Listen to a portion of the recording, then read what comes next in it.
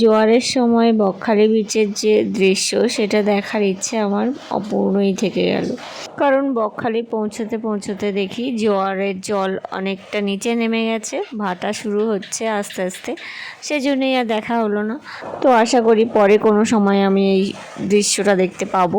যাই হোক, আমরা বিচে চলে এসেছি আর এখানে একটা ছোট মন্দির আছে, সেখানে এই প্রতিমাগুলো রাখা আছে। আর এই যে দেখো দূরে, কত দূরে লোকজনের মাথা একটু একটু দেখা যাচ্ছে। তো অত দূরে জল চলে গেছে, এখন অল্প অল্প সন্ধেও হয়ে আসছে, তো অত দূরে যাওয়ার ইচ্ছা কোনো নেই আমাদের এখন আপাতত। আর এই দেখো এখানে চেয়ার পাতা আছে, বিভিন্ন কালারফুল চেয়ার। তো আমরা বসবো না, আমরা একটুখানি সামনের দিকে এগিয়ে যাব।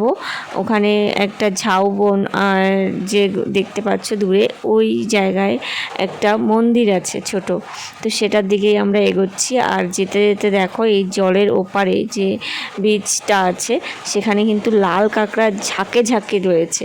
আমি ক্যামেরাতে অতটা ক্যাপচার করতে পারিনি, কিন্তু আমি খালি চোখে দেখতে পেয়েছি।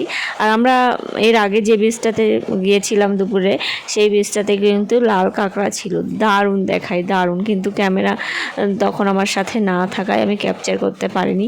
তো যাই হোক, আমরা হাঁটতে হাঁটতে চলে এসেছি ঝাউবনের ভেতরে সেই মন্দিরটাতে।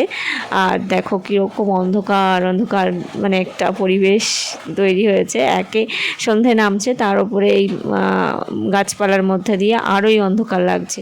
যাই হোক, এখানে অনেকগুলো প্রতিমা আছে, আমি সবার নাম জানি না। তো আরও একটা এই যে সিঁড়ি দিয়ে উঠে একটা ছোট মন্দির আছে, মন্দিরের ভেতরে কোন প্রতিমা রাখা আছে আমি ঠিক দেখতে পাইনি অন্ধকারে। এই মন্দিরটাতে আমি অনেক ছোটোবেলায় এসেছিলাম, তখনকার কথা আমার কিছুই মনে নেই, জাস্ট মনে আছে ছোট্ট একটা ঘর ছিল, তার ভেতরে প্রতিমা ছিল। যাই হোক, বহুদিন পরে আবারও আসতে পেরে খুব ভালো লেগেছে। আর এই প্রসঙ্গে একটা কথা বলি, প্রত্যেকটা ঘোরার জায়গাতে আমার মনে হয় বিভিন্ন সিজনে বিভিন্ন সময়ে যাওয়া উচিত, কারণ বিভিন্ন সময়ের প্রকৃতি বিভিন্ন রকমের রূপ ধারণ করে, তো সেই জিনিসগুলো, সেই দৃশ্যগুলোও উপভোগ করা যায়। তো তার জন্যেই বারবার যাওয়া উচিত। তোমাদের কি মতামত জানিও কমেন্টে প্লিজ। তো আজকের মতো ভিডিওটা এখানেই শেষ হচ্ছে, দেখা হচ্ছে নতুন কোনো ভিডিওতে। ততদিন তোমরা খুব ভালো থেকো।